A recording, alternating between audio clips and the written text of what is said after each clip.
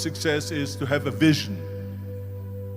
You see, if you don't have a vision of where you go, and if you don't have a goal where you go, you drift around and you never end up anywhere. It's like you can have the best ship in the world, you can have the best airplane in the world. If the pilot or the captain doesn't know where to go, it would just drift around. It would not end up anywhere, or most likely in the wrong place. So I was very fortunate that I stumbled onto my vision. I mean, as you know, I was born in 1947 in Austria after the Second World War. And I didn't really like Austria when I grew up. I couldn't wait to get out of there. I couldn't see myself becoming a farmer or a worker in a factory or anything like that. Even though my parents wanted me to stay there and have a normal life. My father wanted me to become a police officer like he was. My mother wanted me just to stay there and marry a girl with the name of Heidi, hopefully, and have a bunch of kids and run around like the Van Trapp family in The Sound of Music. But that was their vision, not mine. My vision was totally different. I felt that I was born for something special, for something unique, for something big. So I was searching. Then one day I went to school. I remember I was 11 years old, and they showed a documentary about America. And there they showed in this documentary the huge skyscrapers, the high-rises, the huge bridges, the 6-lane freeways, the huge cars with the wings sticking out, and all of this stuff. And I said to myself, that's where I want to be. I don't want to be around here with these little farmhouses and these little buildings, and everything is old. I want to be in America. But now the question was just, how do you get to America? In those days, it was a very expensive trip. It's not like today. So again, I was very fortunate that one day after school, I walked by a store in Graz, which was called Brühl. And it was the only store that really sold kind of American stuff. So one day, they had jeans there, American jeans. And then they had the Bullwalker. And then they had an expander, and some barbells and some dumbbells and an exercise bench in the window. So I went inside and I looked around and I looked at this stuff, and then I saw a magazine. I saw a bodybuilding magazine that had Reg Park on the cover. Reg Park was then a 3-time Mr. Universe. And I saw him on the big screen as Hercules. And on the cover it said, how Reg Park, Mr. Universe, became the Hercules star. That's what the cover story was all about. So I looked at the cover and I said to myself, I got to get this magazine. So I bought the magazine, I took it home and I read it over and over from the front page to the back. It had everything in there, how he trained, how he was working out in Leeds, England, in a factory town, how he worked out every day for 3-4 hours and became the strongest man of Europe, and how he won Mr. Europe and Mr. Great Britain, and then eventually Mr. Universe. And how he won the 2nd Mr. Universe and the 3rd Mr. Universe. And how he was discovered to play the starring role in Hercules. I read that and I said to myself, wow, this is the blueprint for my life. This is exactly what I want to do. I want to become a bodybuilding champion just like Reg Park. I want to get into movies just like Reg Park. And I want to make millions of dollars and be rich and famous just like Reg Park.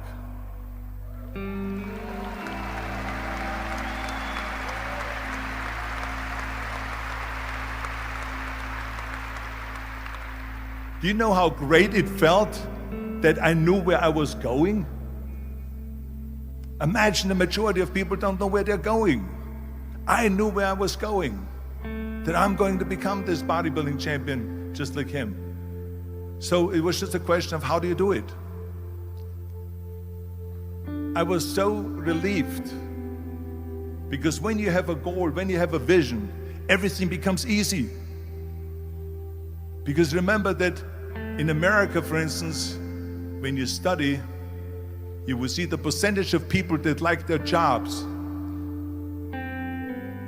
74% hate their job in America. Now, there is not much different when you come to Europe. The majority of people don't like what they're doing because they're really not doing it because they didn't have a goal and they followed this goal. They just aimlessly drift around, and then all of a sudden there's a job opening, so they get that job because you have to work. But then when you work, it's a chore. It's work. It's not fun. So if you think about only a quarter of the people really enjoy what they're doing in life, that is unbelievable if you think about it. So I felt so blessed that I knew what I was doing. It's like a medical student that studies and knows he wants to become a doctor. You know where to go. So I knew where to go. So people always ask me, when they saw me in the gym in the pumping iron days, they say, why is it that you're working out so hard? 5 hours a day, 6 hours a day, and you have always a smile on your face. The others are working out just as hard as you do, and they look sour in the face. Why is that? And I told people all the time, I said, because to me, I'm shooting for a goal. In front of me is the Mr. Universe title. So every rep that I do gets me closer to accomplishing that goal, to make this goal, this vision turn into reality. Every single set that I do, every repetition, every weight that I lift will get me a step closer to turn this goal into reality. So I couldn't wait to do another 500-pound squat. I couldn't wait to do another 500-pound bench press. I couldn't wait to do another 2,000 reps of sit-ups. I couldn't wait for the next exercise, for the next half hour of posing and all the kind of things that you have to do to be a champion.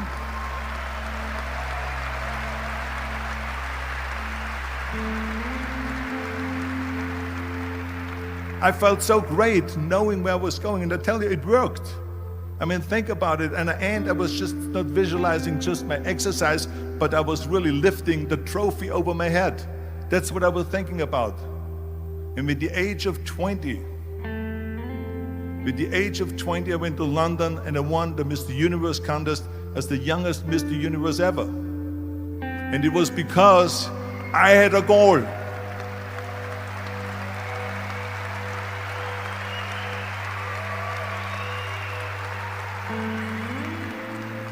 And this is no different than anything else, what I'm talking about. This is not just about bodybuilding. It was the same in acting. I remember when I was doing Conan the Barbarian. I was crawling on the rocks with a sword in my arm, crawling on all four. And of course, being that it's Conan, I didn't have clothes on or anything like that, right? So it was kind of, my knees were bare, my elbows were bare and everything else. I'm crawling on the rocks. So after 10 takes, my elbows were bleeding and my knees were bleeding. And the director came to me and he said, Arnold, I'm so sorry that you have to go through this, but we need one more take, a close-up of you crawling with the sword towards the camera. Can you handle one more take? And I said to him, I don't know what you're talking about. He says, I'm totally fine. He says, but you're bleeding. I said, because I don't feel it, because I can visualize what the scene will look like in a film. And I'm so excited about this scene.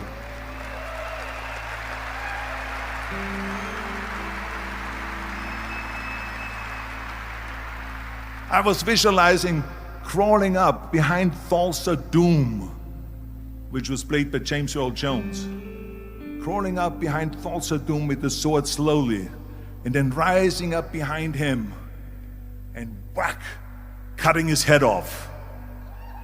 And the head spins in the air slowly with blood all over the place, and slowly falls down the steps and rolls down the steps.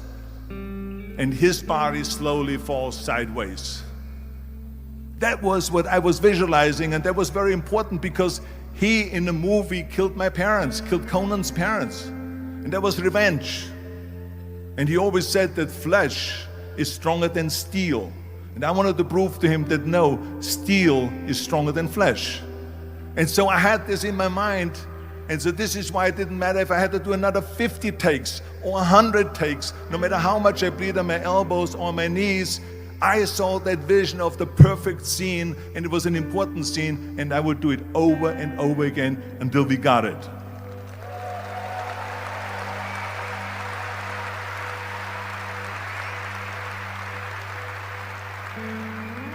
And the same thing is also in politics.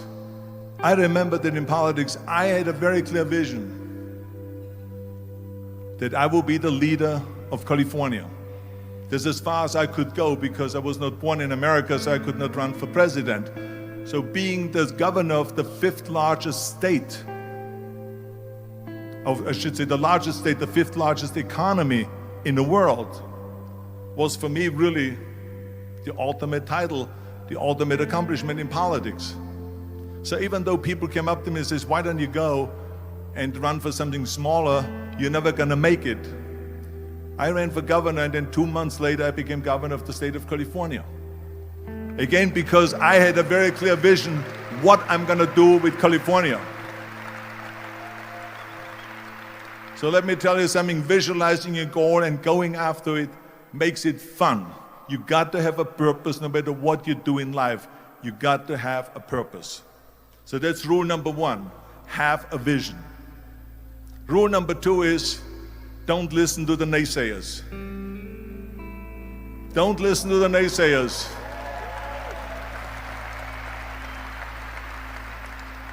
Everything I ever did, the thing that I heard out of people's mouth was, that's impossible.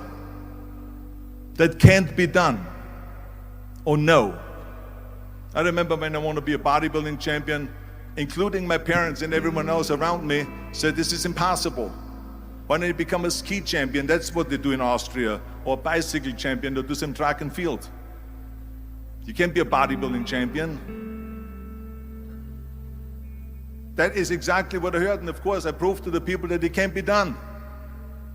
So whenever someone said to me, it can't be done, I heard it can be done. When they said no, I heard yes. And when they said it's impossible, I heard it is possible. Because I am a strong believer.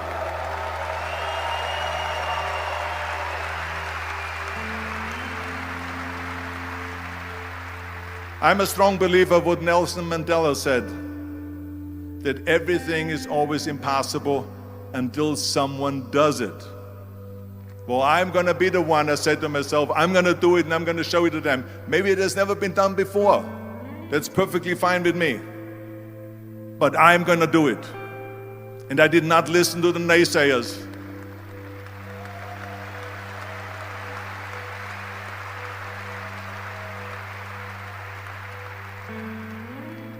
The same was also when I went into, not just in bodybuilding, they said no. When I wanted to come to America, when I wanted to go to America, they said it's impossible. There's no money that you have to fly even over there. You have no money when you go over there to live with. And what do you think, they're going to wait for you? They have plenty of big bodybuilders over there. It was all no, no, and it can't be done, it's impossible. And I remember then that the same thing happened also when I went into the show business. Can you imagine? I was now a bodybuilder. I weighed 250 pounds. I was Mr. Olympia 6 times. I was Mr. Universe 5 times, and Mr. World and Mr. International. I won 13 World Bodybuilding Championships altogether. And now I said to the agent, the Hollywood agent, I want to get into movies. He said, that's funny, Arnold. I asked a studio executive, I say, I want to get into movies. I want to be a leading man. He started laughing. So they all say it's impossible. I said, why is it impossible? He says, because look at how big you are. You weigh 250 pounds. Hercules bodies and muscular bodies weighing 20 years ago. 20 years ago they did Machista and they did all these Samson movies and Hercules movies and stuff like that, but not anymore. Arnold, this is the 70s. Do you know the sex symbols today? It's Al Pacino. He weighs 150 pounds. It's Dustin Hoffman. He weighs 146 pounds. And guess who else is a sex symbol? Woody Allen. So imagine they're telling me now that those are the new sex symbols. So therefore forget about it. And then they told me, says, and your accent, even if you reduce all your body weight and everything and have a normal body, your accent. I said, your accent, I mean, it will go give people goosebumps. With the German accent, it will get people the creeps.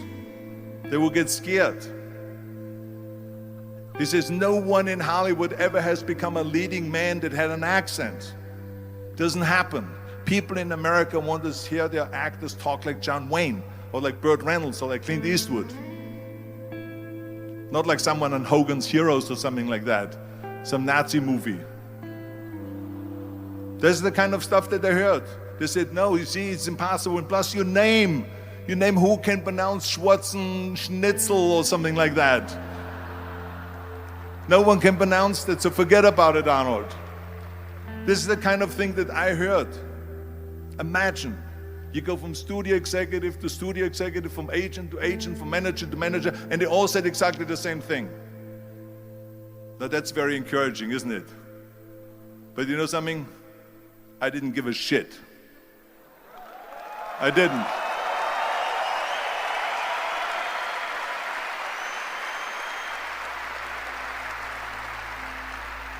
Because I believed that I can be a leading man.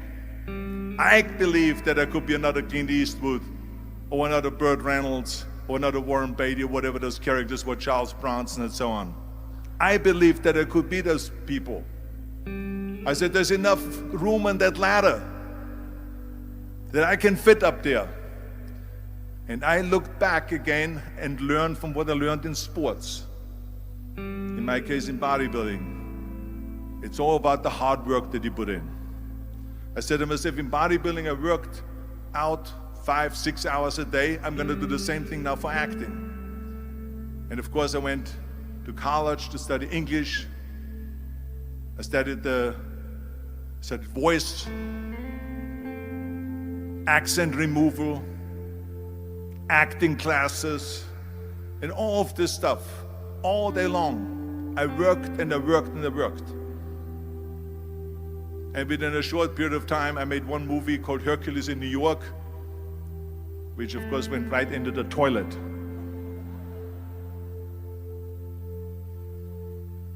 But it didn't discourage me. I still had the same vision. And then all of a sudden I did Streets of San Francisco. I did Stay Hungry and Pumping Iron and The Villain. And then all of a sudden I was asked by Dino De Laurentiis and by Universal Studio, the biggest studio, to star in Conan the Barbarian. And after I did Conan the Barbarian, the director at the press conference said to the press, the director was John Milius. He said to the press, if we wouldn't have had Arnold, we would have had to build one. So think about that.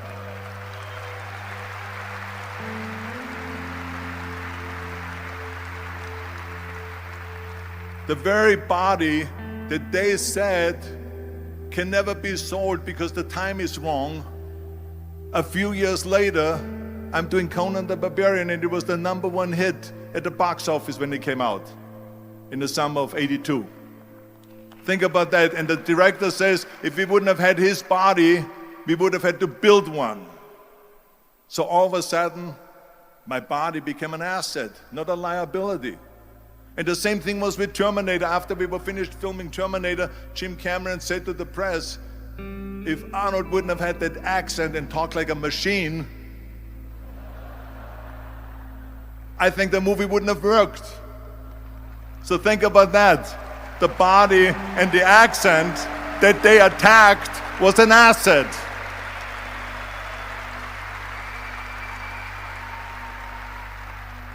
But I didn't listen to those losers. I didn't listen to them at all. Because that's exactly the way it was in politics again, when everyone said no, no, no, and it can't be done. And then became governor of California. And this is with everything like that. This is just the reality of it, is that you cannot listen to the naysayers. So this is a very important lesson for all of you. So when someone says, no, this is a stupid idea, you in your mind, you don't have to say it, but in your mind just say to yourself, fuck you, you're an asshole. What do you know?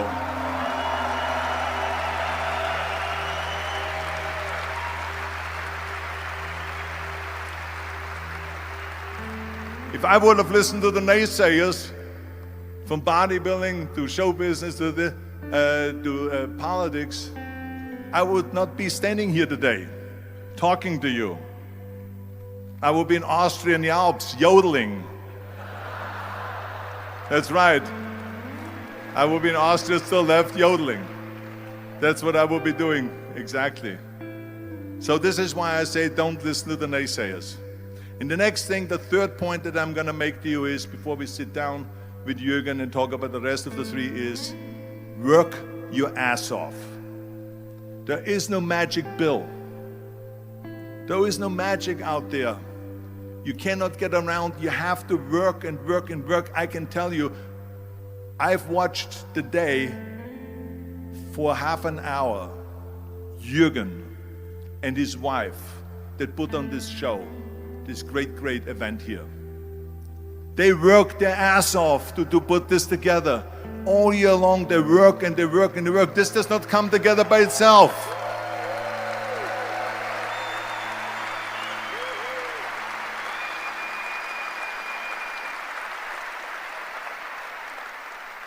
For half an hour they were running around and making phone calls and doing this and that and talking to their aides and make sure this is happening, make sure there's the water out there.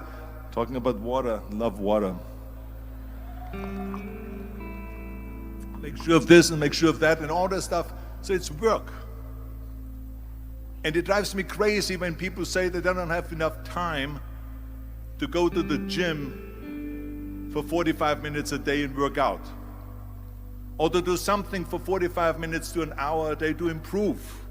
If it is physically improve or if it is mentally to improve. Imagine you read 1 hour a day about history. How much you will learn after 365 hours in 1 year. Think about if you study about the history of musicians, of composers, how much you would know. Imagine if you would work on a business, on some business that you want to develop every day for an hour. Imagine how further along you will go and get. So it drives me nuts because we have, when people say we don't have the time, we have 24 hours a day. We sleep 6 hours a day, so that gives you still 18 hours. Now there's someone shaking their head out here in front. They say probably, I don't sleep 6 hours, I sleep 8 hours, right? Or just sleep faster.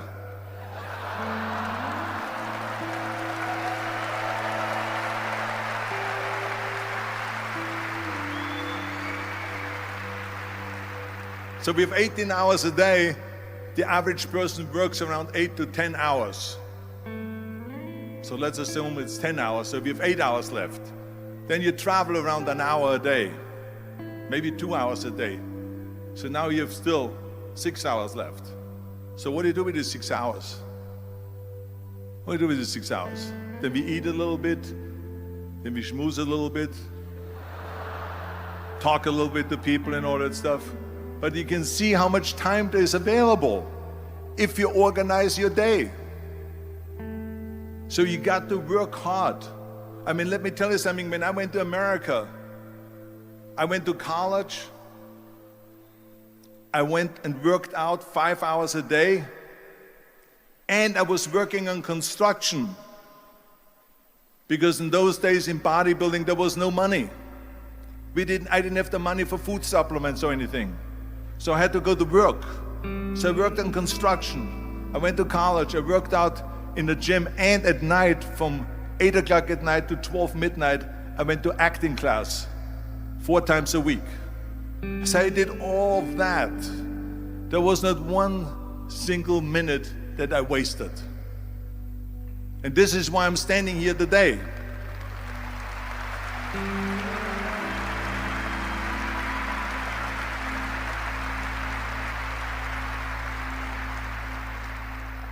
I became very friendly with Muhammad Ali in the 70s. And Muhammad Ali worked his butt off. And I saw it firsthand. And I remember that there was a sports writer that was there in the gym when he was working out and he was doing sit-ups. And they asked him, how many sit-ups do you do? And he said, I don't start counting until it hurts. Now think about that. He doesn't start counting his sit-ups until he feels pain. That's when he starts counting. That is working hard. And so you can't get around the hard work. It doesn't matter who it is. As a matter of fact, I believe what Ted Turner said, work like hell and advertise.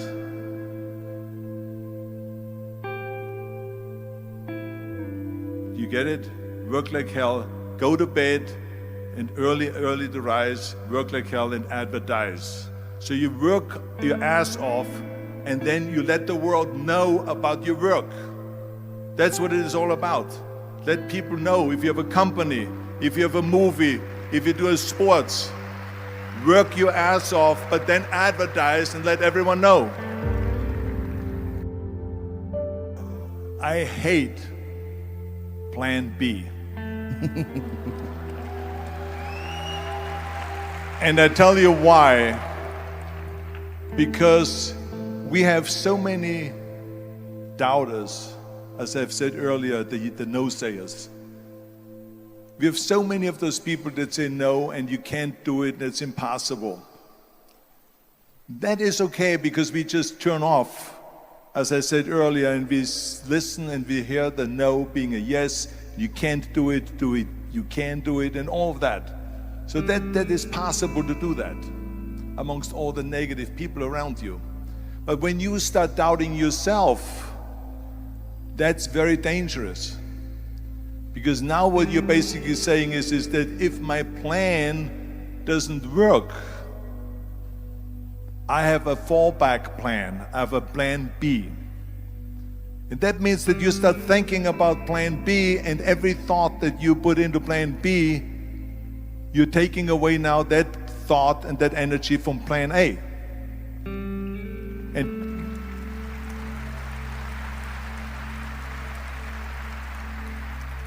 And it's very important to understand that we function better if there is no safety net, because plan B becomes a safety net. It says that if I fail, then I fall and I get picked up and I have something else there that will protect me.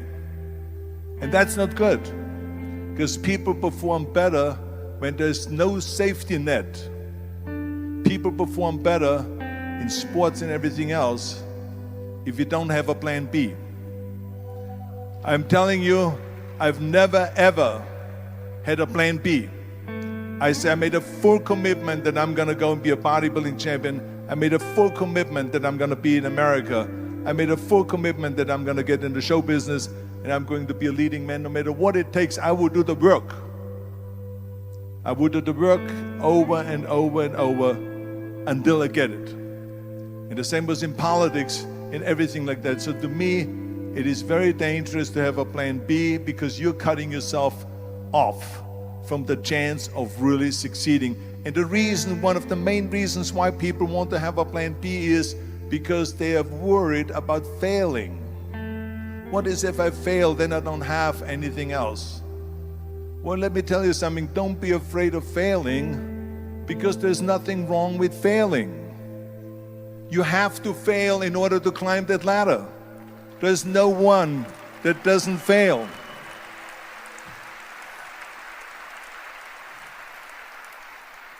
Michael Jordan said in one of his interviews, when they said, "You're unbelievable, you're the greatest basketball player of all times." I mean, tell me about that. And he says, well, you're just mentioning the successes. But he says, for me to become the greatest basketball player, I missed 9,000 shots when I was playing basketball at the NBA games. So during these games that he was so successful, he missed 9,000 shots. Does it make him a failure? No. He's one of the greatest basketball players of all times, but he failed 9,000 times. Do you get it? We all fail. It's okay.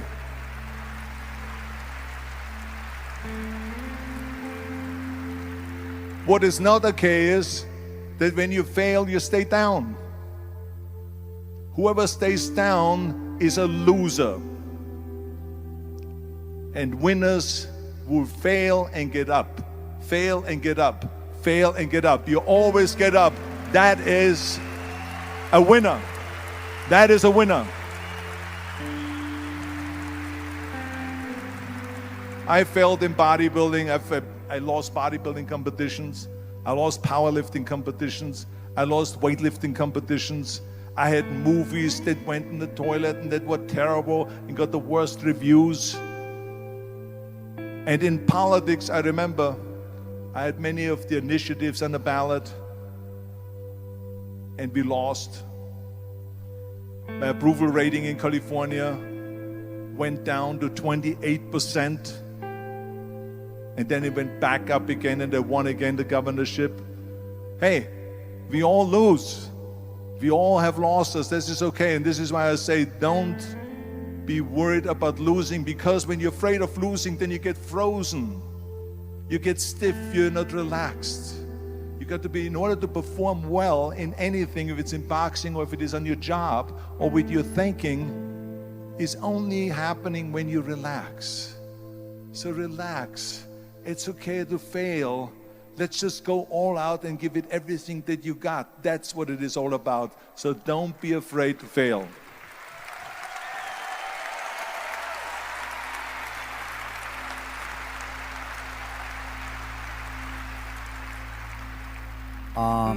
My wife Kirsten and I, we have a foundation and build up schools in Africa for poor children. So because I think it's very important when you are successful to give back to the society, give back to the world. What is your opinion to this? I absolutely agree, and I think this is one of my 6 rules to success. You can only feel complete as a person if you think about what can you do for your fellow member around you that maybe needs help. I felt like that. Everyone has a different motivation why you get into that. I was an immigrant going to America, and I saw how America was the most generous country in the world. I mean, they opened up their arms to me, they helped me, they invited me for Thanksgiving dinner. The people, they brought me, the bodybuilders in the gym brought me plates to my apartment because I had no plates, I had no silverware, I had no bedware, I had no pillows, I had no blanket, I had no TV, I had no radio, I had nothing. They brought it to my apartment. They helped me.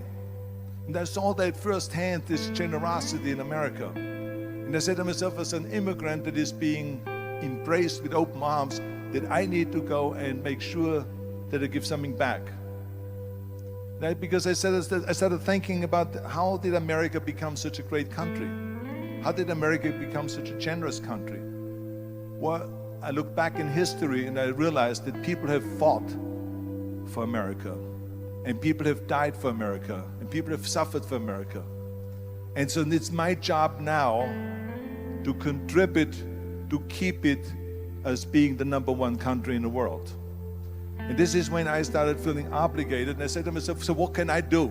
I'm a bodybuilder, what can I do? Well, then I realized when I saw Special Olympics that I can help and train Special Olympians.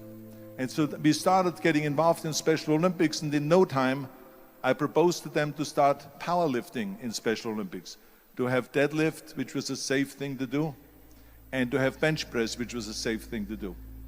And it became the #1 sports in Special Olympics, powerlifting. They always have a packed hall of 5,000 people.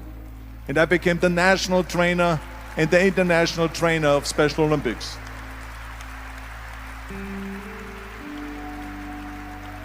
And I tell you, I felt so good.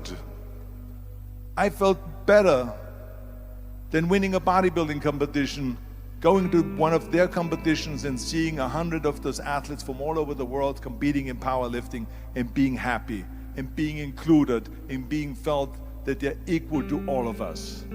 It was the most unbelievable feeling, and this is why I got so excited about it that then after that, I started, going around to military bases in America and training our military personnel.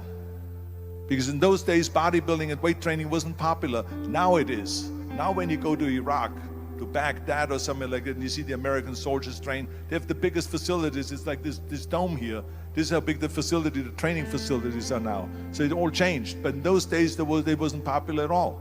So I went from military base to train the soldiers and the sailors and the airmen and all of them. And it made me feel good again. And then after, when I met President Bush, then Vice President Bush, and we traveled around to campaign, he asked me what I want to do, and I said, I would like to be a fitness leader in America. I would like to be the chairman of the President's Council on Physical Fitness and Sports.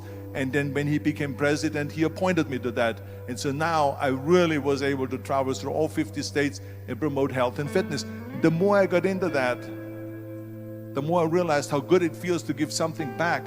And that's when my idea came about after-school programs, because after school, when I traveled to all the schools to train students, I saw there was a huge gathering of students after the school was over outside the school. And I asked the school principal, what are all the students doing? And he said to me, Arnold, you have to understand that 70% of the kids in our schools, they come from parents where 70% of the parents are both working. So therefore, there's no one there picking them up.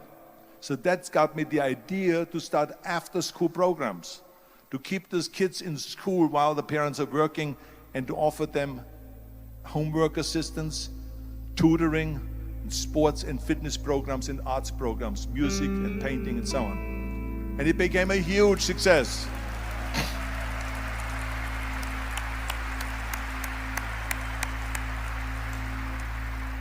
So as you know, it becomes addictive. So it becomes addictive. So then when they became very successful, now we have after-school programs all over the United States. Then, of course, when 2003 happened, where there was a governor's race in California, I said to myself, now is my chance to jump in there and to really give everything. And people said to me, says, are you crazy to run for governor? When you're governor, he says, you cannot go and make movies anymore. I said, well, duh. I mean, I know that you can't run the state and make movies. Of course not. He says, well, you would lose all these millions of dollars. I mean, you're getting 20, 25, 30 million dollars a movie, you will lose that. I say, I don't care. I say, all the money that I made is because of America. My success is because of America. Everything that I've accomplished is because of America. I say, so for me now to give something back for 7 years and not to make money makes no difference to me. I say, I'm gonna do it. And I jumped in the end of the race and did it. And let me tell you something. I'm not poor because those 7 years I didn't get paid. I'm perfectly fine. And it made me feel good that I could give back to America.